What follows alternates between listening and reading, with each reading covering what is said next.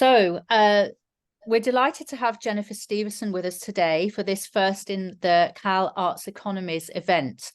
Jen will be discussing Diaspora Ecology's place-based textiles as a response to climate change. And I'm Miranda Matthews, Head of Centre for Arts and Learning. So how is the Centre for Arts and Learning situating arts economies in 2023-24? Artists, students, researchers and educators are working in troubling times of conflict in which criticality about the issues we face is essential for social awareness and creative equity. Centre for Arts and Learning is focusing on arts economies this year to enable spaces of investigative research, debate and dialogical exchange. Artist educators in their working roles often need to situate and redefine the value and social contribution of their work. In 2023-24, Cal will be researching how creative mind-body environments are locating alternative ways of making imaginative, hopeful, ecological, and well-distributed economies.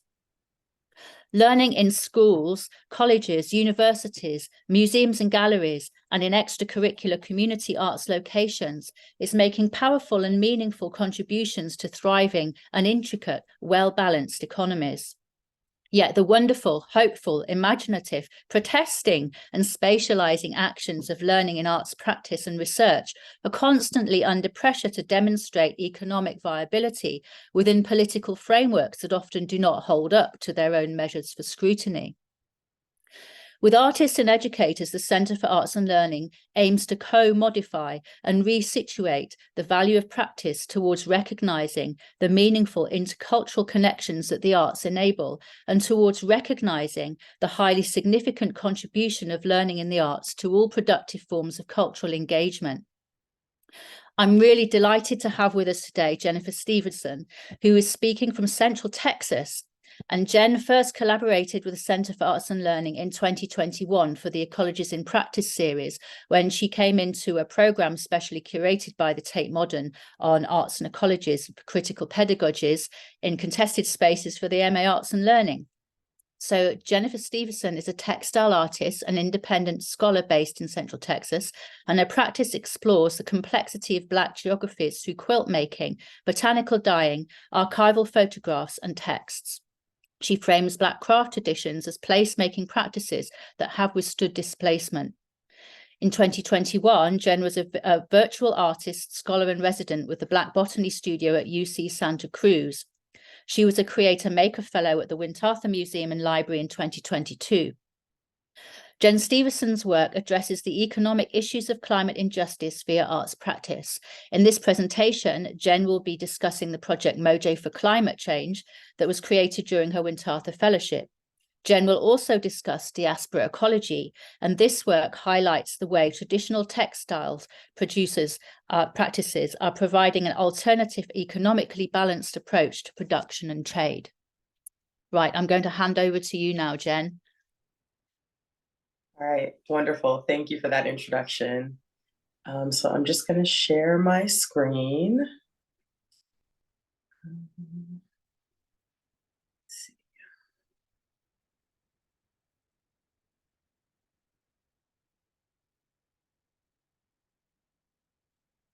Okay. All right, here we go. So yes, thank you for that wonderful introduction. And yes, my name is Jenn, or Jennifer Steverson, based in Austin, Texas. And so my location within a border state in the United States definitely informs my practice quite a bit as I think through these intersecting issues of both art, ecology, and economy. I always like to start slides with this image of Zora Neale Hurston, because she's very influential in how I approach my own practice. And so moving on to the next slide, this is just to sort of give you a grounding in my perspective on climate change. And this is very much comes from my experience as a Black American woman whose ancestors were displaced, were brought to the United States, you know, as enslaved people. And so I really think about climate change as beginning with displacement. And so in my own work, I look a lot at personal stories within my family of both forced, coerced, and chosen migration. This image is actually an image that represents the chosen aspect of migration within my family. These are my grandmother's siblings. Most of the people in this photo at the time it was taken had relocated to California, seeking economic opportunities. But this image was actually taken on family land in Hearn, which is not too far from where I'm located in Austin, Texas. So this idea of, in a lot of my work, what I'm seeking to do is to kind of layer images to kind of get at the complexity of these stories. So moving on to the next slide, and I'll pause here a moment so that people can read. And so as Miranda was saying, my presentation today is really based on a project that I began at Winterthur, looking at climate change and sort of what are the different medicines that can exist or that can be created to remedy some of the most pressing aspects of climate change. And I'm going to be talking about my own work and then also talking about the work of two organizations whose philosophy I really admire and how they're approaching these challenges. And so I really think of Diaspora Ecology as a potential medicine for climate change. And when I say diaspora ecology, I'm thinking about the ways in which people who have been displaced have had to adapt to new environments, have had to adapt their diets, their professions, their ways of creating home to try and hold on to the familiar while also creating homes in new places. And this is very top of mind at the moment.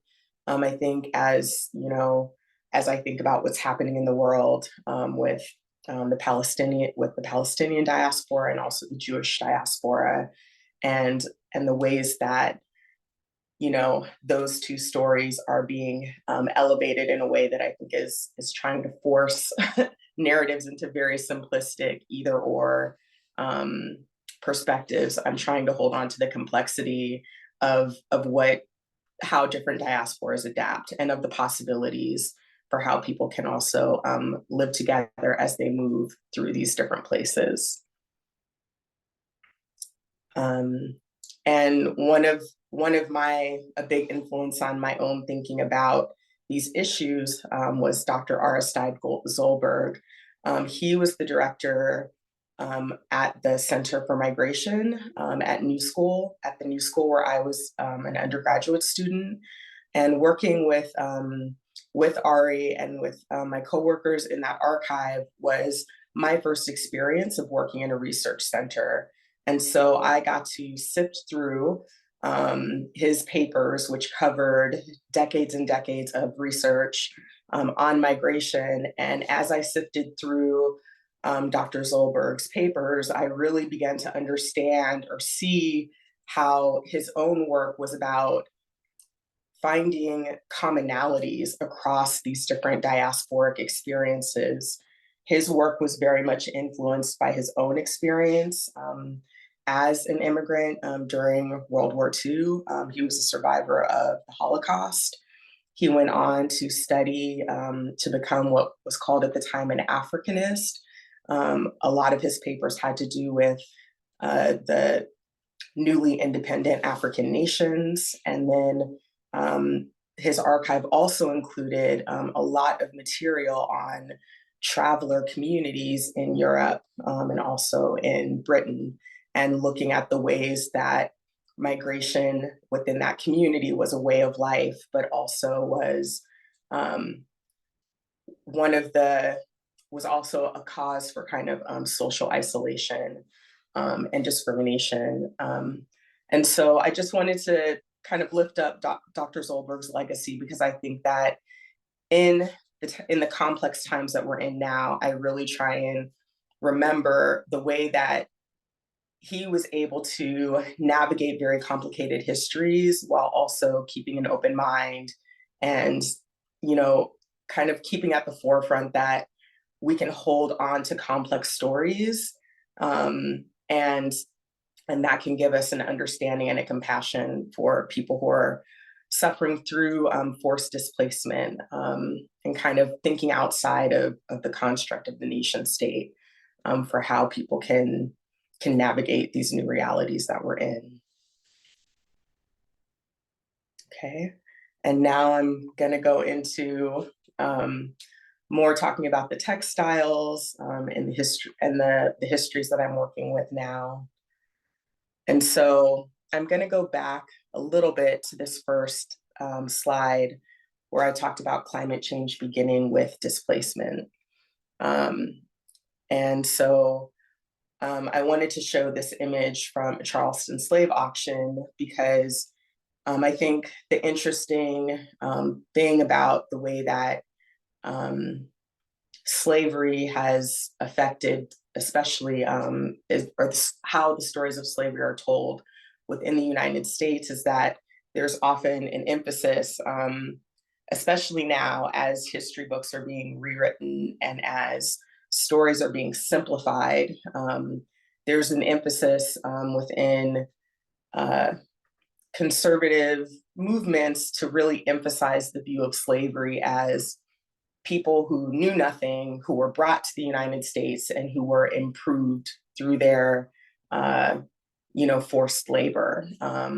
And I look to slave advertisements because if you go back to the primary records, you can really see that the history of the triangle slave trade is based in, there was more knowledge on the part of slave traders of Africa than I think people feel comfortable talking about. And so within the Charleston area, which is in North Carolina in the United States, there were advertisements for people who are from the windward coast of Africa. There are advertisements for people that really specifically call out the knowledge that they had around cotton and around rice in particular. Cotton and rice are two crops that really helped to fund the American project. Those are not crops that are, grown, that were not grown in England at the time of the triangle slave trade. So the knowledge of these plants that became, very important commercial drivers is something that I think needs to be called out again and again. It's like people were being brought as labor, but it was also the knowledge that they had of these different systems, these different economies of specifically, rice production. And that is borne out in the primary documents from the time. And so what does this have to do with, economy? I recently took a trip to Grenada, which is in the West Indies. And one of the things that really surprised me was how many remnants of cotton plantations still existed within this landscape. And so when I think about the products that were being created during the period of enslavement, indigo for a brief time was a very high dollar crop within within North and South Carolina in the United States. I was really surprised to learn that indigo was also grown in the Caribbean, again, within a plantation system. And then you see a cotton mill that was used to kind of store material. And so I think it's really important to remember that,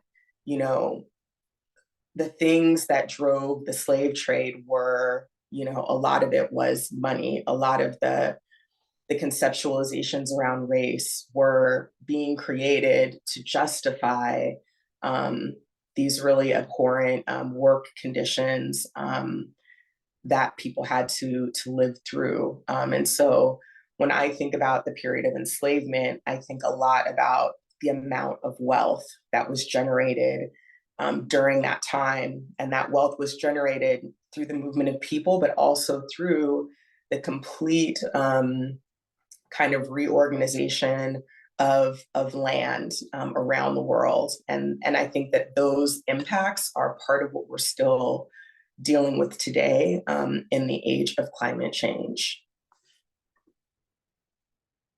And so to move on a little bit, and so this is a piece of indigo that I dyed. It's a resist-dyed piece of indigo. And then on the other side, you see an image from a really powerful film that was directed and written by Julie Dash. She has family roots in North and South Carolina, which is part of the Gullah Geechee corridor. Gullah Geechee people were very involved, very instrumental in the processing of indigo, and also in rice agriculture within that region. One of the things that's remarkable about this group of people is that they are African American, but because of their knowledge of rice agriculture, and because of their knowledge of basketry, which was really essential in the plantation system, families were allowed to remain together. And so there's a cultural continuity that you see within the Gullah Geechee corridor that is kind of rare, especially in contemporary America. They have a distinct dialect, and they again hold on to these basket weaving traditions is really what they're very much known for. And so, you know, as I'm trying to think through these stories of diaspora ecologies, I'm thinking through the human experience of, you know, what does the human side of economy look like? The human aspect being the labor, the people who are producing goods, and also the landscapes where these goods are being produced, and as well as the kind of layer that focuses on how is wealth being concentrated and who is holding on to the wealth. I think of the Gullah Geechee people as an example of like, okay, we can't just think about, you know, you have to think about art alongside economy, because if you don't think about art, then I think you lose the connection with the hands that are creating this wealth. And to connect this to England more solidly, I wanted to talk about a really incredible artifact that exists within the Kew Royal Botanical Models. There is an indigo factory model that was created in 1886. This is an image of the gentleman who created the model. And so the Kew has this really interesting portion of their collection that's really focused on, you know, the search for, you know, new products that existed during the period of colonization. I think it's actually called like the can't remember the exact name of the collection, but I think that Economy is part of the name of that collection. And it's interesting because you have all of these materials that were collected, you know, during the age of imperialism, relating to, you know, the utility of different plants, potential products that could be created using these newly discovered plants or plant fibers. And indigo was a huge part of that. Indigo production reached its peak in the United States in the 18th century. And one of the reasons that, based on my reading, one of the reasons that indigo didn't continue to be a huge cash crop is because the type of indigo that is you know, native to North America and Central America, it's a different type of indigo plant than what you find in India. And so the Indian indigo had a much darker blue, a much more consistent pigment that, you know, still remains a really important commercial crop. the thing that, and this is a picture of the model that was created. So the model shows the different processes that workers went through. And so you can see them sort of stirring this pigment. And you can also see the supervisors who are in place, at this indigo production factory. And so a lot of the materials and the notes about indigo that I have seen are similar to this. I mean, this is a very unique example because it's three-dimensional, it's a sculpture. But I've even seen prints that show the different stages of indigo production. And so things like this, I think of them as documenting that time, but they're also meant to kind of elevate the efficiency of a process, right? That's a process that's so efficient that it's able to produce more and more and more. And I think it also really shows the link again between, plant-based, materials and the industrialization that was taking place at this time.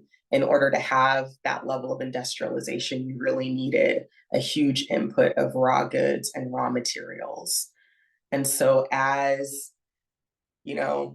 these technological innovations are happening, I think one thing that is very clear is that the technology is advancing, but the conditions of workers is not prioritized in those innovations.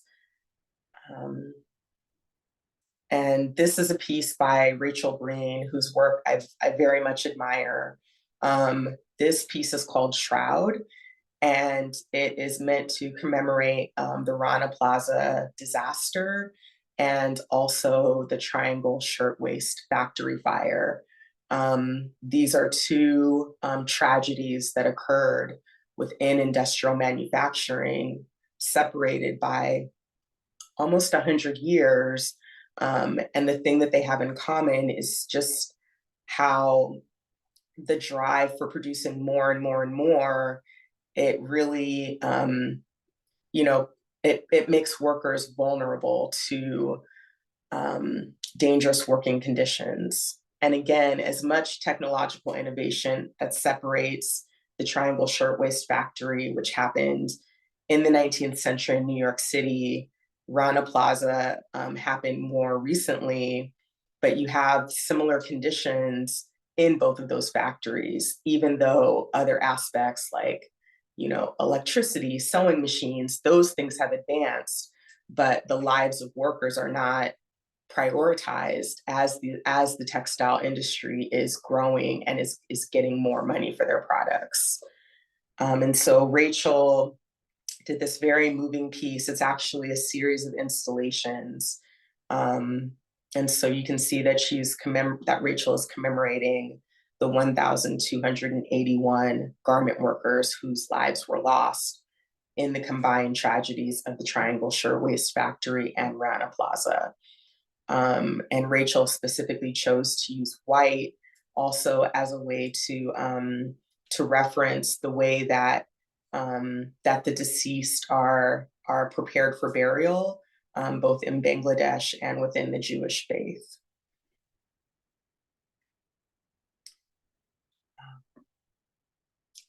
And so, does anyone have any questions? I know that I've kind of jumped across a few different timelines and examples, but I kind of wanted to open it up to questions at this point before I move on.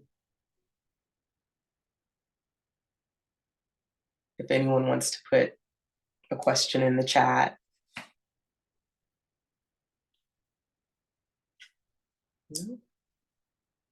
Has anybody put a question in the chat? I can't see one there yet. You can also raise your hand, and I can see you in the participants if you want to ask Jennifer a question.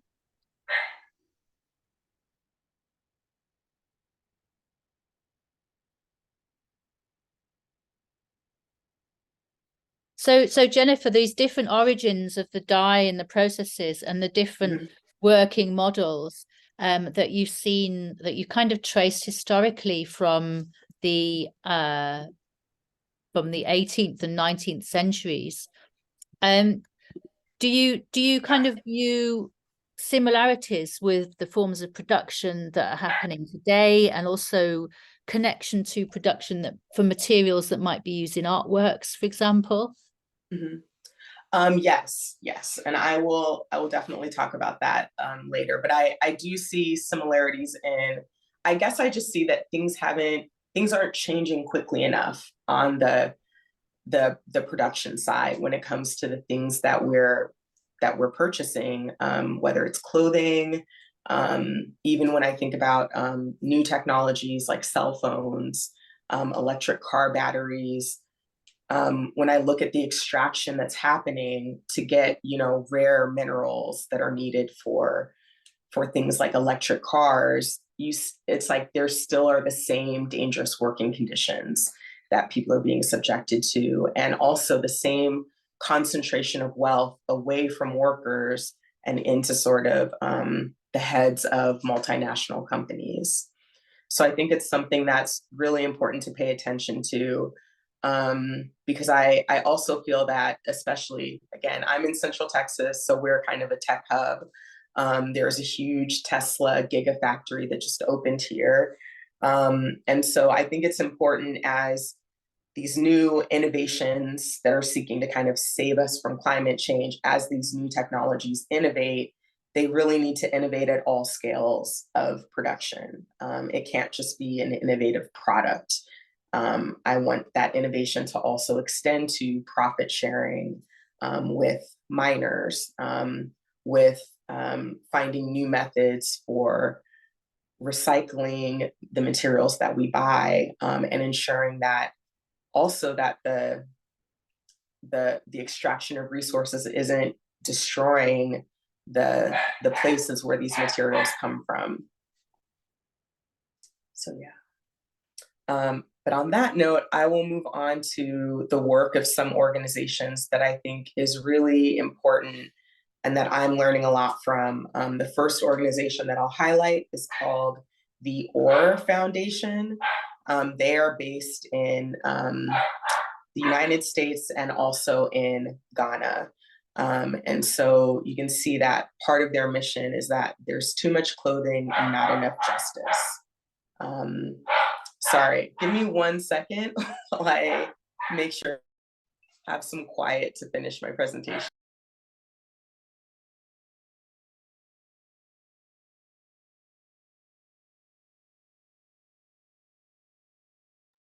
Too much clothing and not enough justice. And Jennifer's going to come back to that in a minute. She's got a noisy pet. There we go. I do. I'm back. So yeah, I wanted to highlight the OR Foundation because one of the things that I've been trying to do more research on specifically are textiles and clothing. Because in my own work as an artist, that's my primary material, is cloth. And I think that the OR Foundation is doing really great work because they're looking at the end cycle for clothing, like what happens to clothing when it's donated or when it makes its way from the United States to places like Ghana, where there's a huge secondhand market for clothing. And so part of what's happening is that because people are purchasing so much more clothing than they used to, there's now a glut of clothing in places like Ghana. And so the secondhand markets can't deal with the volume that they're getting. And then there's also the issue of the quality of the clothing has gone down. And so it's become, another form of waste that's been exported. And so I'll just put their mission up for a little while. And so again, they're looking at, the full cycle and how that's kind of exacerbating some of these uneven relationships. So move up a little bit.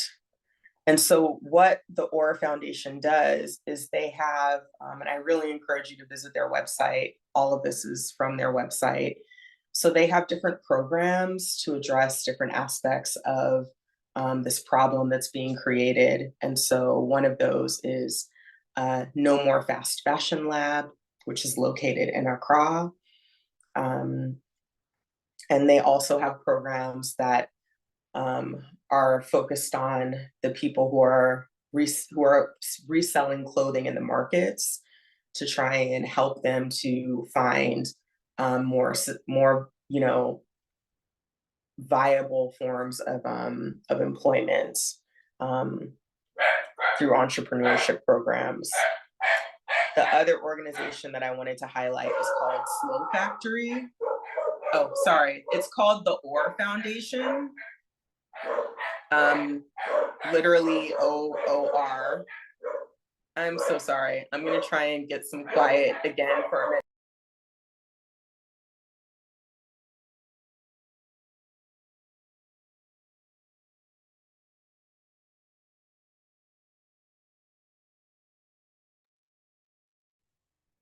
So the Ore Foundation and Slow Factory, and Jenn is looking at the massive range of clothing. Here's Jenn back again. Yes, I'm so sorry, guys. So Slow Factory, I think that they're an interesting organization because they're looking at narrative change as well as education and systems change. And so I think that their work is really looking to reach people, in places like the United States, and also working with companies to try and change, the amount of waste that's being produced. They have a really great open curriculum that's on their website that I really encourage you to take a look at. And then here's a bit more about Slow Factory and how they kind of envision their work. And I think it's really interesting too that they specifically say, we live in a society and not an economy. And I think there's a parallel to that statement and what the Ore Foundation has on their website, where they talk about the fact that, we're not just consumers, but we're people. So again, really trying to call out or trying to shift the narrative around how people engage with society. Some other people that I also wanted to call out who've been really influential in my approach. So I have a background in urban and regional planning. And so during my graduate studies, I got to read the work of Amartya Sen, whose capability approach I think is a really interesting way to re-envision economies. And then also Martha Nussbaum, who wrote Creating Capabilities, and her work is very much linked to that of Amartya Sen. So those are two thinkers that I would encourage you to look into. I think that they have a really interesting approach of kind of thinking through like what an alternative could look like. And now for the final part of my presentation, I wanted to talk a little bit about my work and how all of these ideas influence the art that I make. And so I spend a lot of time in archives. And so when I'm in archives, especially doing research on African diaspora communities, a lot of times there are gaps in the archive, or there is just a lot of violence in the way that people are described, especially when it comes to their work during the period of enslavement. And so I turn to art as a creative practice that allows me to both kind of recover from some of the things that I see in the archive. And I also see it as a way for me to be able to creatively try and fill in or imagine what exists within some of these gaps in the knowledge. And so during my fellowship at Winterthur Museum, Winterthur is a really interesting place. It is an old DuPont estate. DuPont is a very famous family within the United States. They're most famous for DuPont chemicals. And so the family began trading in like gunpowder way back when, and slowly, expanded their company to include a range of different chemicals, including they've done a lot of their companies do manufacture materials. And so their archive has a huge amount of information on both historic recipes for botanical dyes, but also really interesting manuals on the industrial dye process. I think one of the companies that is under the DuPont family of companies is 3M, which you might know as one of the companies that was really involved in making protective equipment during the height of the pandemic. So again, a really broad range of just materials and resources dealing with textiles, fabric, chemicals. And so that's where I was located during my fellowship. So while I was looking through the archives, I was also creating work specifically based on some antique seed bags that are in the Winterthur collection. So the museum itself is focused on European and American decorative arts. And so I was looking at recipes for different dyes, and also looking at a collection of historic seed bags that were collected in Dutch Pennsylvania. And so in my Mojo for Climate Change project, I am kind of looking at these bags as a source of inspiration, and recreating them, re-envisioning them as Mojo bags, which is a form of personal medicine that is a part of Black American spiritual practice. And so I'm looking at the patterns, and I'm also creating my own recipes based on historic recipes, and using plants that have medicinal qualities. And so the image that you see of my work, which is on my left, is quilt blocks that were created using golden seal, which I collected at Winterthur. The middle image, which is a work in progress, is an iron and a tannin-based ink that I created to try and recreate the seed bag that's in the upper right-hand side. That seed bag features a Greek key and a vermicelli pattern. And so I'm kind of riffing on those two patterns. And the bottom quilt block on the left, I created using turmeric. And this is made from turmeric that I got in Grenada. So again, just trying to layer in different things through my patterns and also my materials.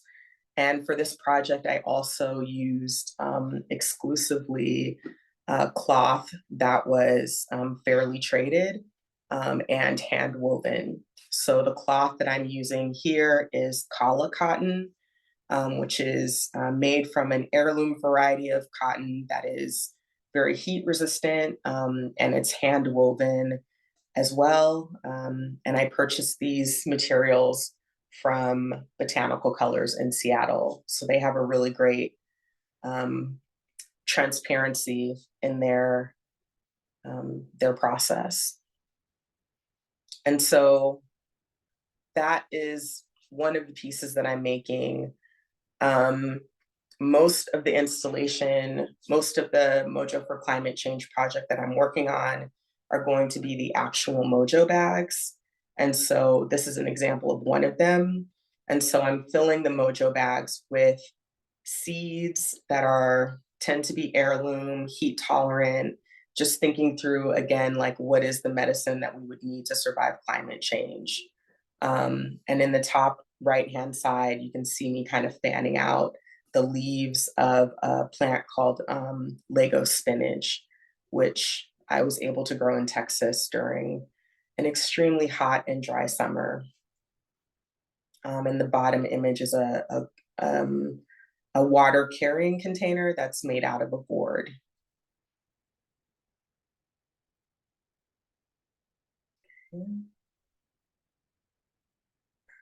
And so I'm really just pulling in different seeds, different materials.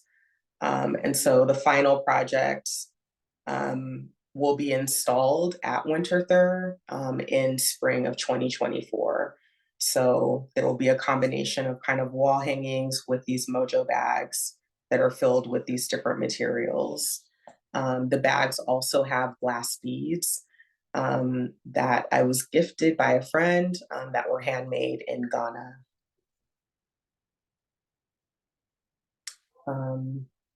And then this is an image of my family around 1900 that was taken in Texas. And so again, migration is a really important part of how I think about my work, my materials, and kind of the story that I'm trying to tell. And so, yes,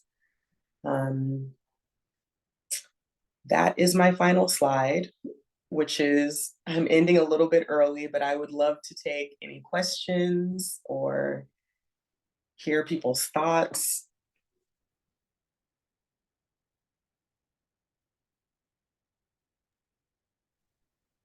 Right, so we can share from the chat whoever would like to ask questions. If you'd like to put them in. I'd really like to hear more about these, the bags and what you intend to do with them, who you think will have them, whether people have them already, what effects they feel that bring so to that's them. interesting. So my plan is to make 50 of the bags. This one is made with indigo, but I also have some bags that are, again, just kind of block printed with the golden rod fabric and the turmeric fabric that I created. And so I'm envisioning that they're definitely going to be, you know, part of the installation. And then there are some people that I've thought about gifting the bags to. Specifically, the seeds that I'm using are sourced from small seed companies. And so one of those seed companies, True Love Seeds, they work with small farmers and with different cultural communities to grow culturally important seeds. So I would love to gift them with one of these bags. But I kind of want to see them all hanging in place, because I'm imagining that as I give bags away, then I want to be able to add in a new bag.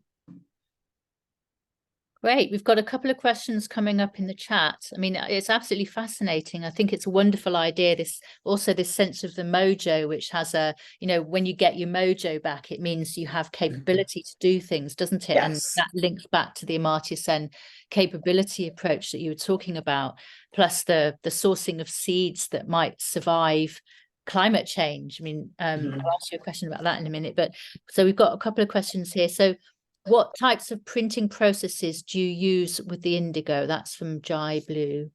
Okay, that's a great question. So this bag is actually, so the fabric is indigo. The block prints that you see on it were actually made with just a standard fabric ink. You know, what the same type that you would use for doing linotype printing. I am really interested in learning how to print with indigo and with natural dyes. And so that's why I'm starting to get into making inks, which is the black pigment that I showed. But yeah, for indigo, there is a specific process. So when you make an indigo vat, you end up with what they call flowers on top of the vat. And those are part of the indigo reduction that you can actually skim off of your vat, and then you can use that to make an ink or a pigment. But with indigo, it's really important. In order to get the blue, you have to have that reduction process.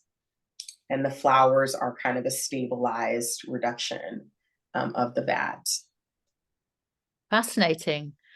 Yeah, fascinating process. It must be really enjoyable, very meditative as well, potentially. So there's a question here from Henrietta Patience, who said this was make a wonderful project in schools. Have you any suggestions for students sourcing their own materials? Yes, I do. So there is one of my favorite books is called Slow Stitching. And it's by an English artist whose name I cannot remember, but there's a lot of really interesting work happening in England around embroidery and natural dyes. And so one way that I would scale this down for a school group is I would use embroidery. You can really easily get kind of embroidery floss that's white or that's a natural color, and then try and collect plant materials from your local area and just do some really simple dyeing. And if you do that with embroidery thread or with the backing for an embroidery project, it kind of gives you a smaller piece that you can create. There's also, I know that Kathy Hattori, who owns Botanical Colors, she has done some really, really cool workshops that look at invasive plant dyes, so kind of harvesting things that you want to get rid of in a landscape and using that to create natural dye. Great, wonderful ideas. So from Emma Sherhall, we have, thanks so much, Jenn. Can you please tell us something about your involvement with the Ore Foundation and Slow Factory? So have you collaborated with them, or are they sort of research sources that inspire you and assist your work? Right now, they're sources of inspiration and research. So I haven't worked with either organization, but I have taken some of the online courses that are offered by the Slow Factory. So they have a kind of open education section of their website that I think is really valuable. And the Ore Foundation, I would love to collaborate or even just visit some of their programming facilities one day in Ghana. Yeah, so they're sort of like on my list. I think the Ore Foundation more than Slow Factory. Slow Factory is doing wonderful work that I follow, but I see myself as more of a participant in their programs. And with the Ore Foundation, I think that I see more opportunities for collaboration or even just amplifying the work that they do. Thank you. That's great. I mean, it would be really wonderful to see your collaborations. I hope they happen as well. And also thanks for sharing your inspirations, because it helps us in terms of connecting with your work and your processes. So going back to that question that I had about the collecting the materials that you think will help us survive climate change.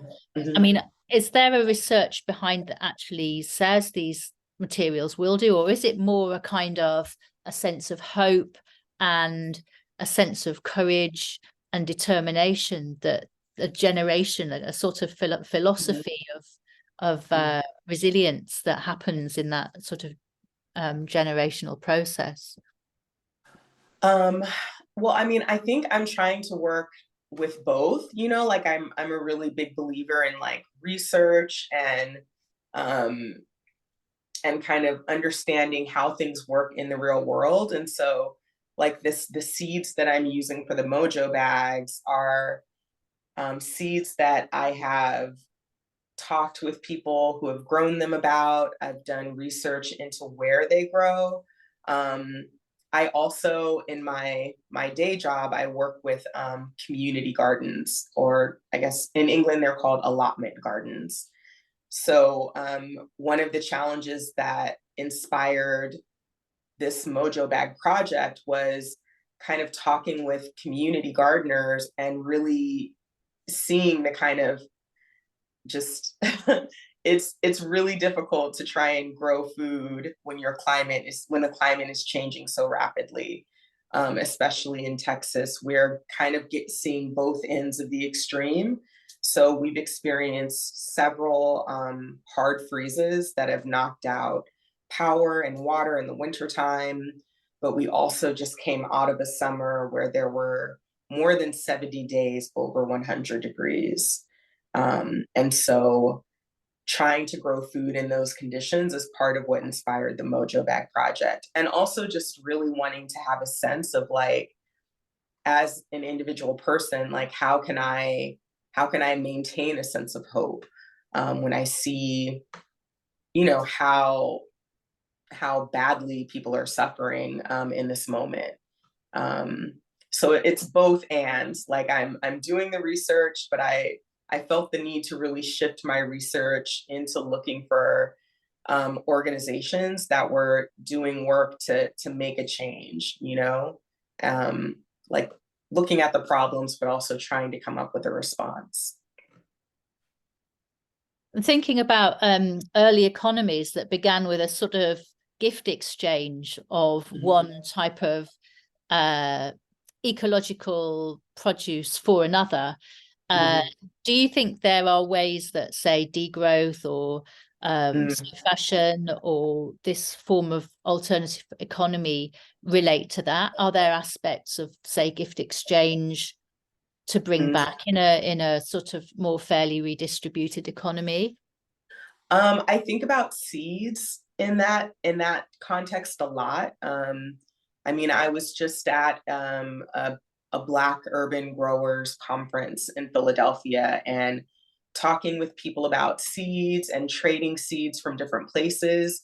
To me, that's the type of exchange economy that can help us all to like adapt and survive. So when I think about things like degrowth as an economic strategy, I think of it as maybe like there is a growth that's happening, but it's more of that local person to person exchange economy that you're talking about.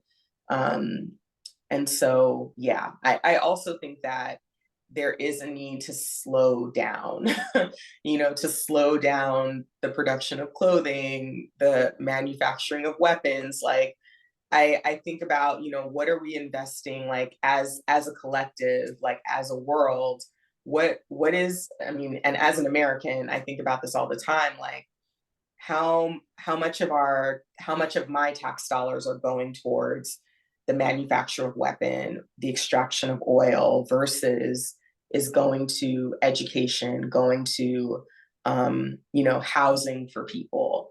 And so I think degrowth, I think about it as shifting funds, into different areas as well that are more based in resilience. So yeah, that struck a chord with Emma Hall, who says, I absolutely think degrowth principles align well with Jenn's interests and aims.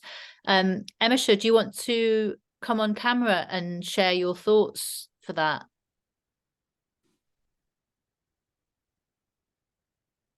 I'm trying. Can you see me? Yeah. Yeah. I've got my son at the table who's just come in. So a bit like Jenn's dog in the background. I have a small boy here. No, but everything Jenn was saying about justice and respect and histories and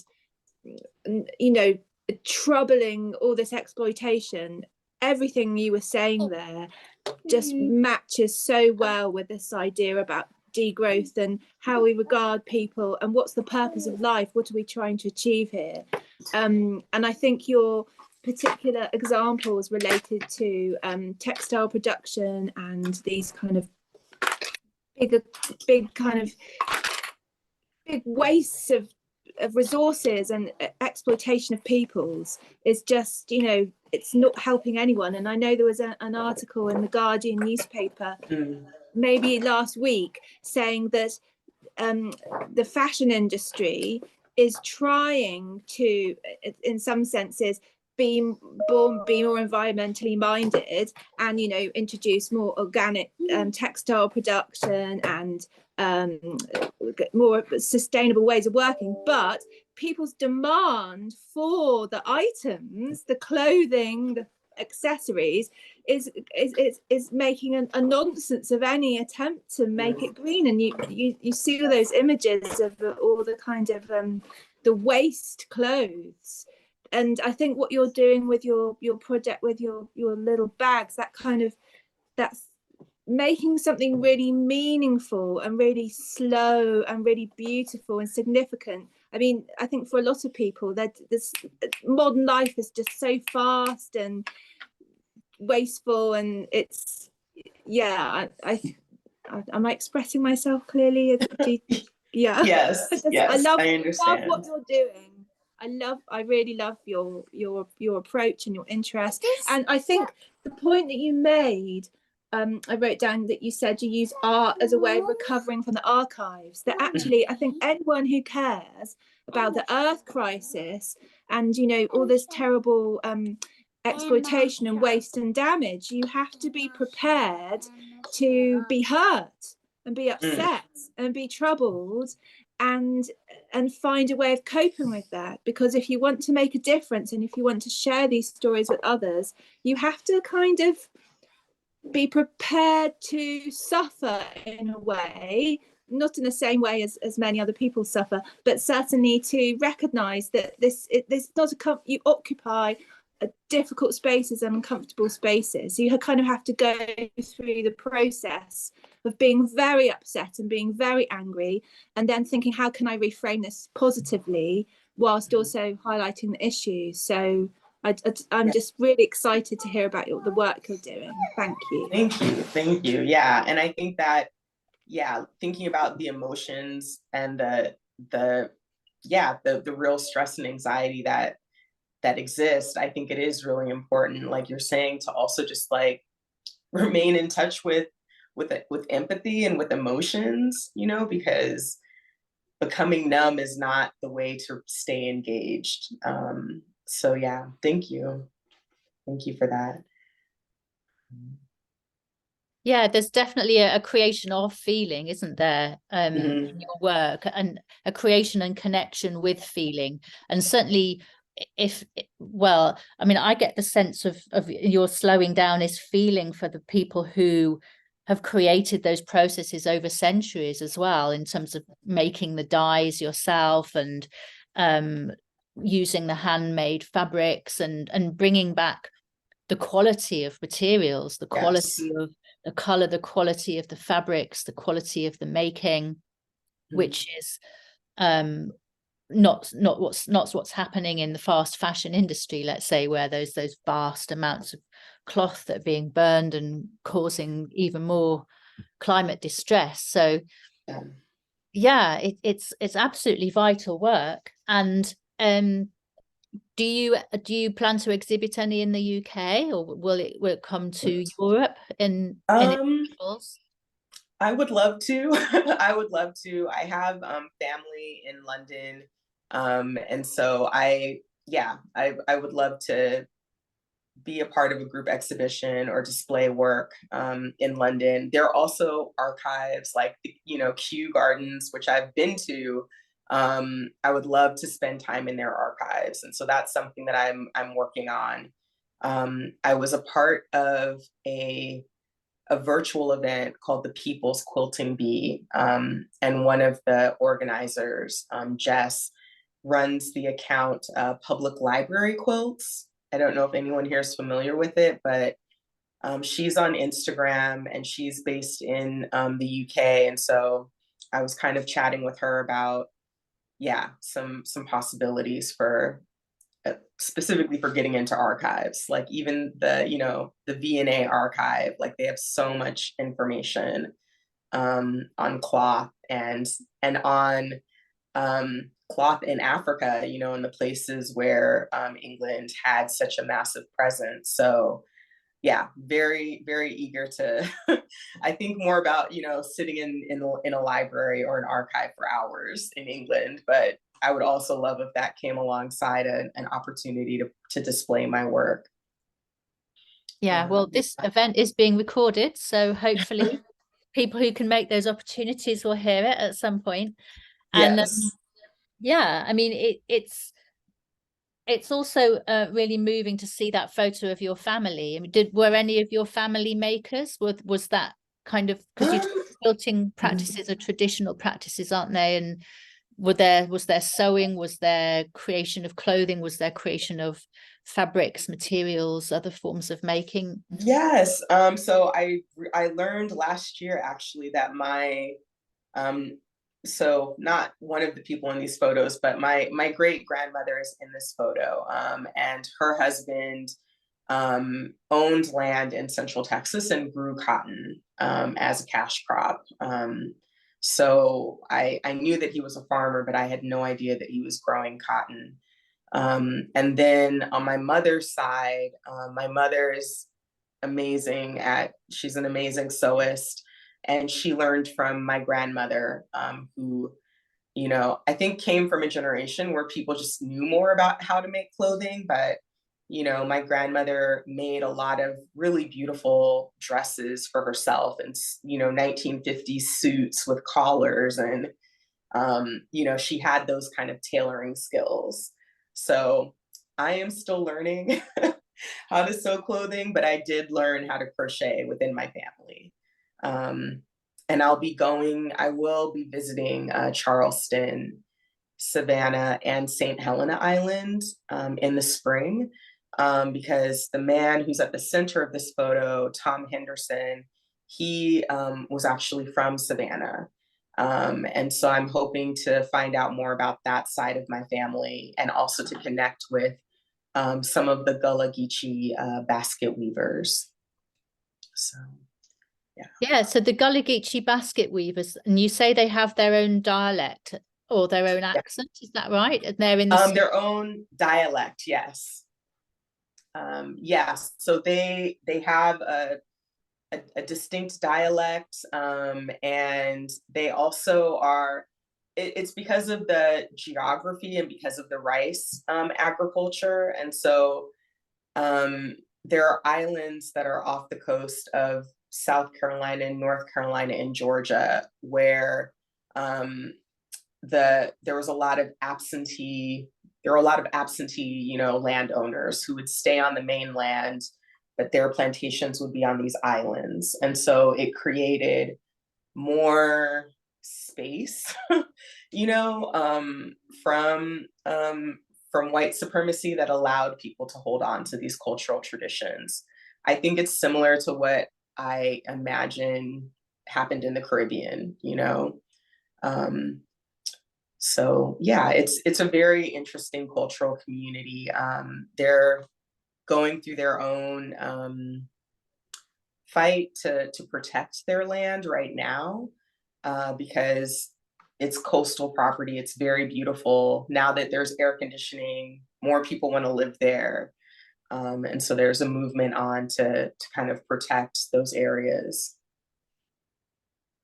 Yeah, so have you visited them before? Have you spent time with these groups and made with them? Have you explored the practices with them? I have not explored the practices with them, but I have spent time in Charleston and in North Carolina and in Savannah. So I feel like I've participated mostly on the food side of things, eating food, cooking food. That's again, the other huge part of my life is gardening, and traditional agriculture. And so I've talked with some folks there about the different varieties of like okra and rice that people are still growing. So, Right. yeah. So it's about kind of keeping those original knowledges that were brought or kept with originally enslaved peoples potentially, and acknowledging their part in constructing economies that have paid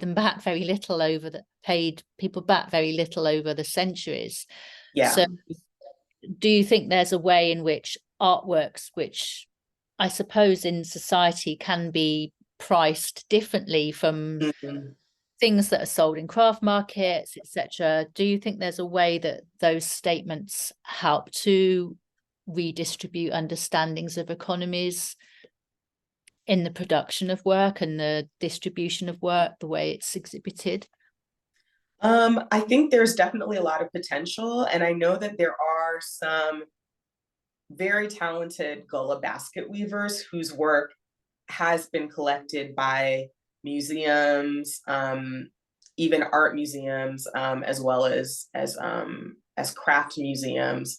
So I think that there is I don't want to say a momentum. There are these moments when the basket making becomes, you know, recognized as like fine art.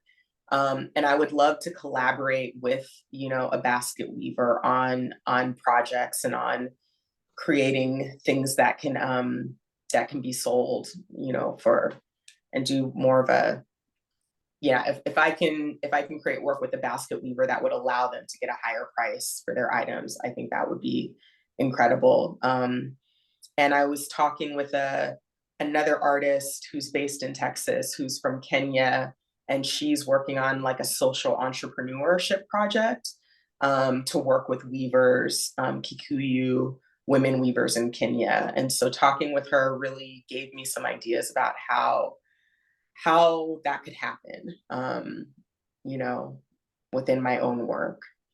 So yeah, it's something I'm very interested in. And I have been able to connect with a group of Black women farmers who are producing textiles, both, you know, wool, and I don't know if any of them are growing cotton, but I think they're more growing, you know, dyeing plants, and then producing like animal fibers like wool. And there's one that I always forget, the one that's made with rabbit fur. So yeah, I'm hoping to connect more with producers within the United States in the same way that I've been able to source materials from other countries like India and Mali. It would be great to also have a network within the US. Angora, yes, that is it. Thank you. So there's a strong gender relation, isn't there, with the people who actually make these sewn items, and have made these sewn items, have collected and safeguarded the knowledge over centuries. Do you feel there's a kind of feminist principle in the work that you do, or the way that you bring to the fore histories of women's knowledges and making? I think that feminist histories definitely influence how I approach textiles, because I think, and even within craft studies, there is a big emphasis on kind of revealing, you know, the hands that made objects, you know, and looking at everyday objects as art. And I am very, very interested in yeah, just the hands that have made things. So I think that there's a feminist thread that runs very strongly through my work. Yes, especially that looking at labor that has been undervalued, or that has been not even recognized, you know, as labor. And I think it's interesting within textiles, though, because there have been, you know, like men who have been quilters and who have embroidered. And so I think that when I was at Winterthur, something that was wonderfully complicated for me was they had a room of textiles that were made by sailors, you know, and it ran the gamut from like this really elaborately embroidered jacket to, you know, obviously things that are fishing nets, or like, I think they call it scrim, which is sculptures that are made from like whale teeth and whale bones.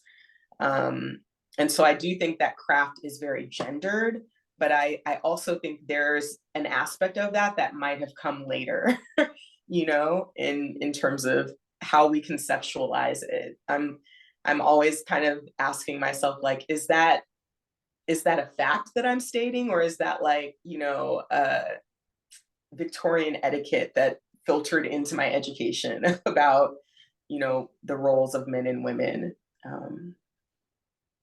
Yeah, it's interesting in that, you know, potentially people, I can relate to having a great grandmother who was a lace maker, one who was a haberdasher in a market, collecting materials and selling them. That my grandmother couldn't stay on at school or university, but she went to work in a fashion shop in London.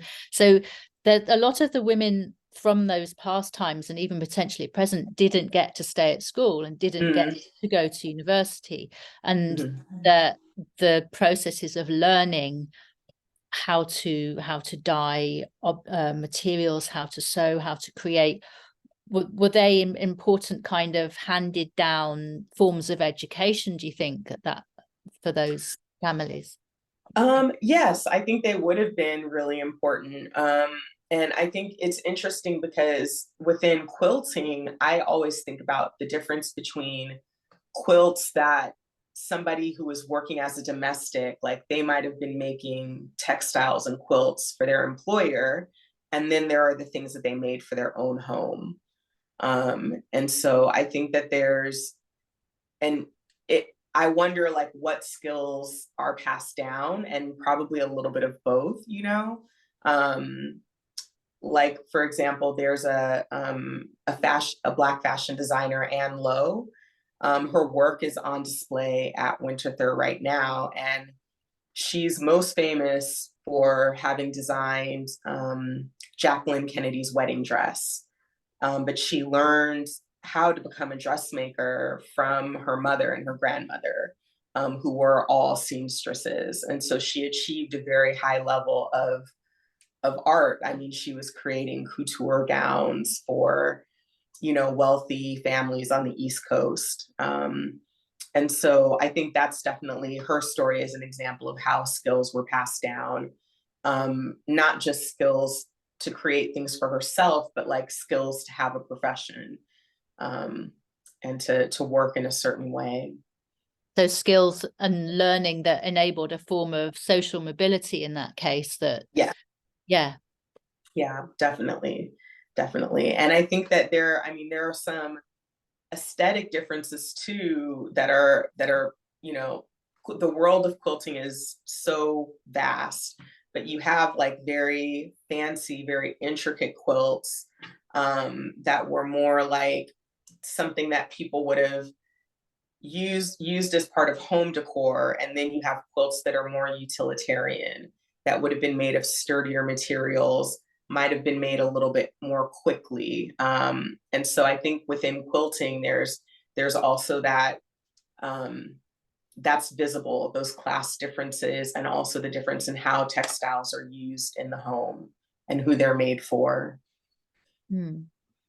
And Bell Hooks talks about quilt making as well in her book on belonging, and she has a chapter on piecing it together, where talking about how African American women are collecting different sources from in the fabrics and memories and experiences, and piecing together a kind of history of belonging and a gathering of sources, different places. Do you experience quilt making like that as well? Or I think that quilting used to be very social, you know, before people could you know, I've read stories that are very, you know, interesting, very, you know, magnetic to me about women gathering around and kind of working on one quilt at a time.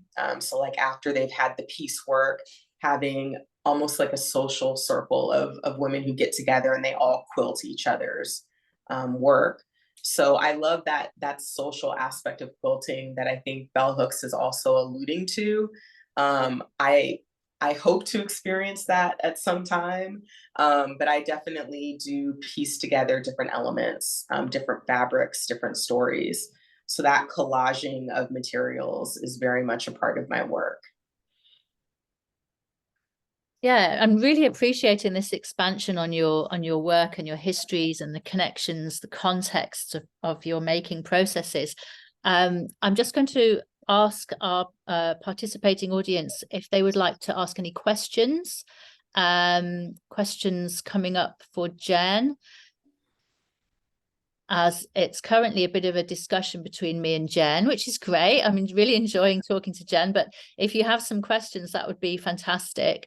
I just have to also say that Jennifer is a contributing author to our Ecologies and Educational Practice book that I'm editing, and it will come out in 2025, bringing in all of these exciting ideas around ecologies of making and the knowledges that are transported and kept and held and made important, and the ways of redistributing knowledge in that way, and value of practice and culture.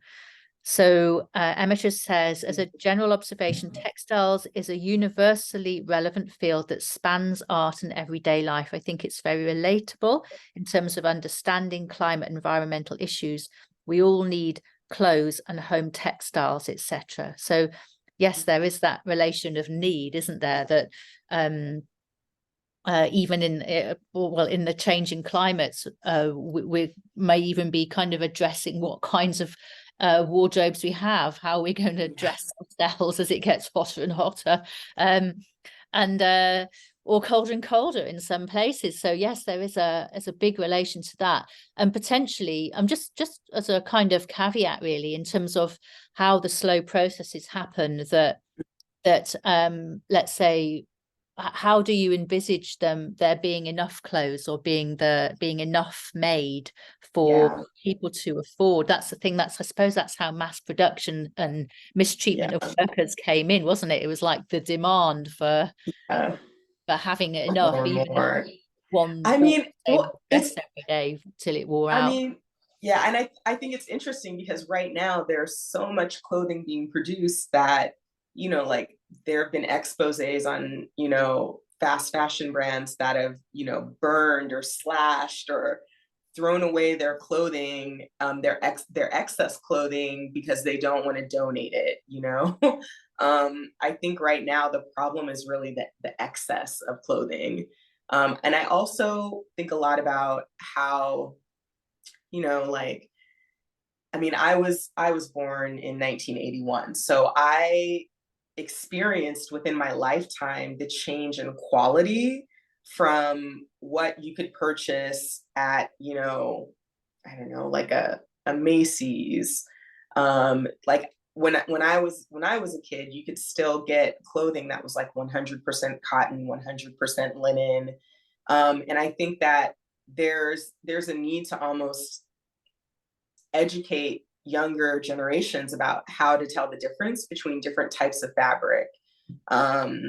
Because I think part of the overconsumption is that the quality of the clothing and the cloth is getting to be so low that it's becoming hard for people to repair it. And then you also have a loss of those skills of what it means to, like, mend something or put a button back on. In some cases, if you bought something for $5, it really can be cheaper to just throw it away rather than to repair it. So I think that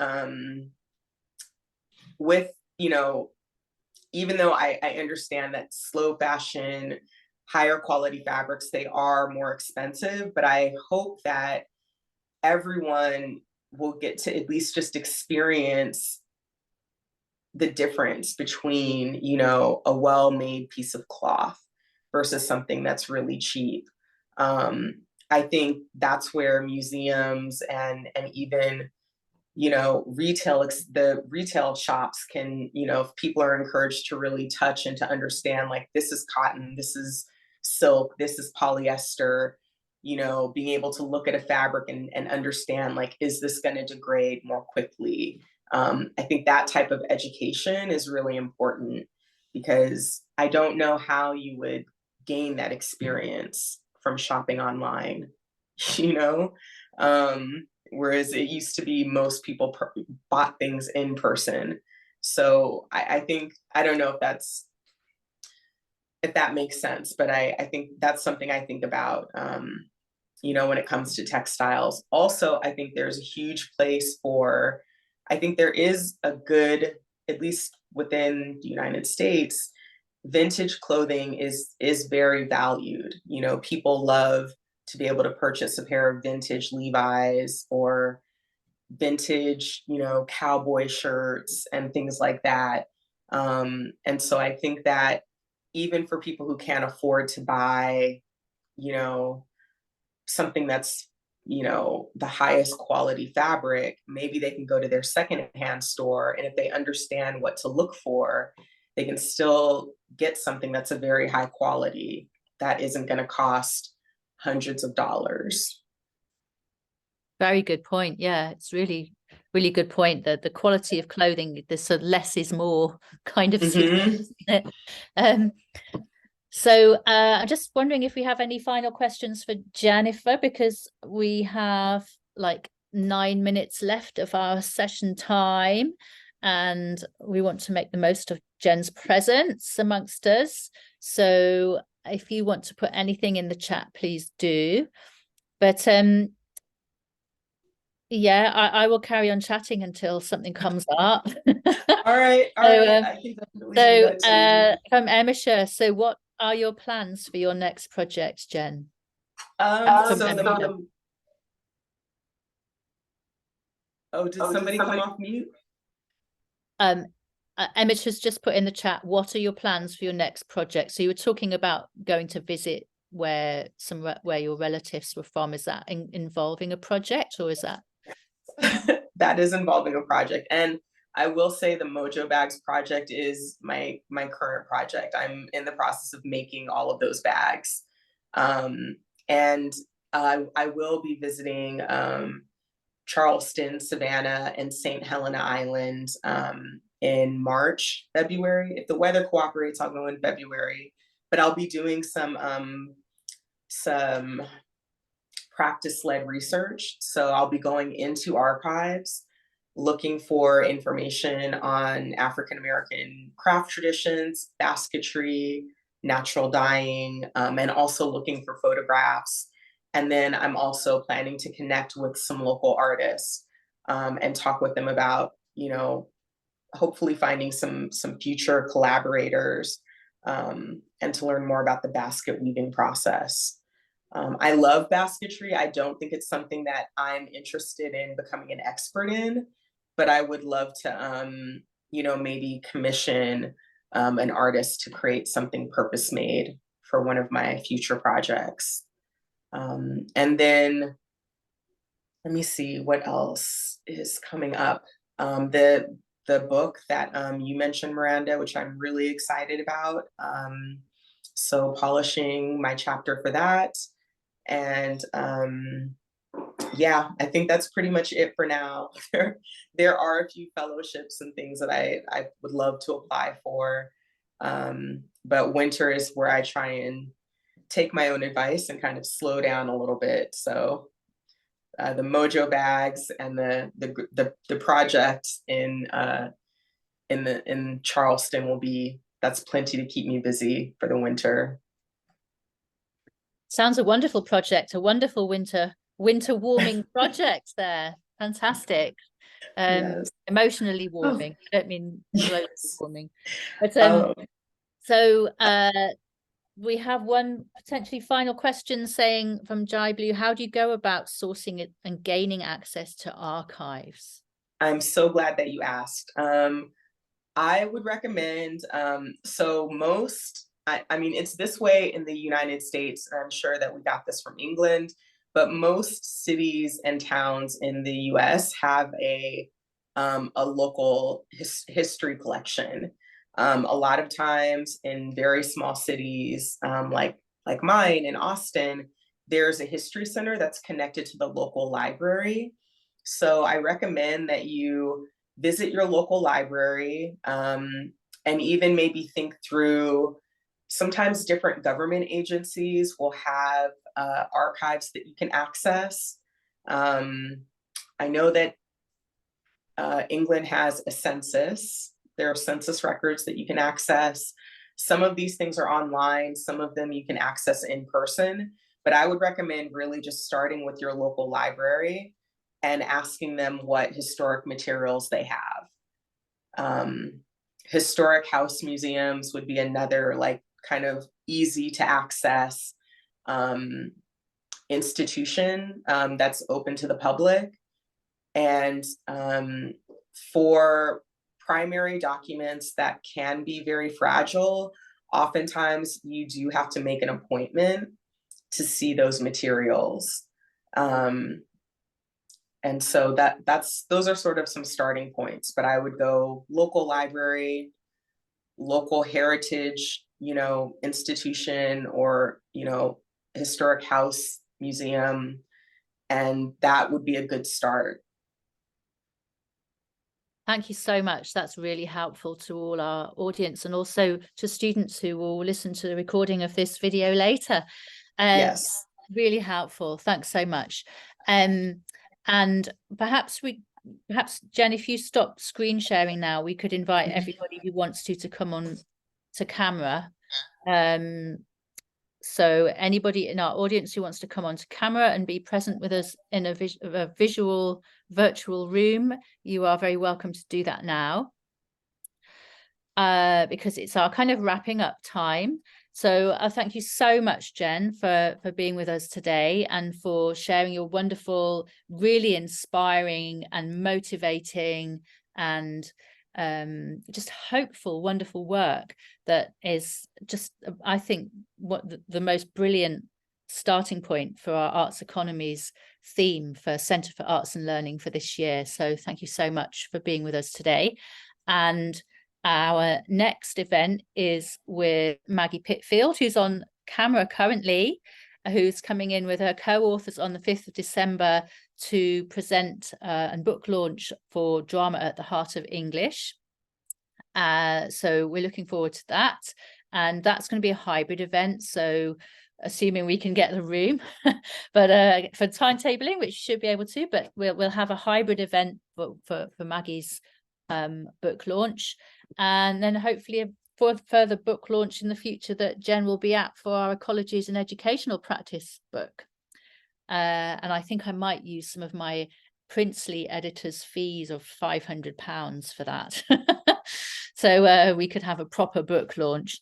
So yeah, it's been an absolutely wonderful session, and the whole thing around economies and redistributing the meaning and situation of economies is really going to galvanize us and spur us on throughout the year. And thanks so much, Jenn. So just looking in the chat, so Fazana Shane's here.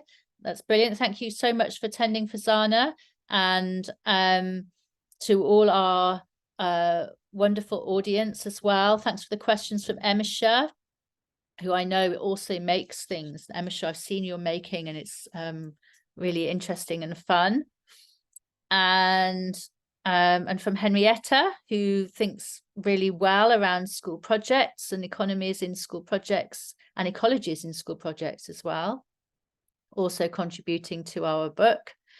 So yeah, there's lots and lots for us to go away and think about and to attribute to you, Jennifer, in terms of your thought processes and your research and your expertise. So that's brilliant. Thanks so much for being with us today. And that remains for me to say goodbye, everybody, and see you soon. Thank you. Bye-bye. Thank you.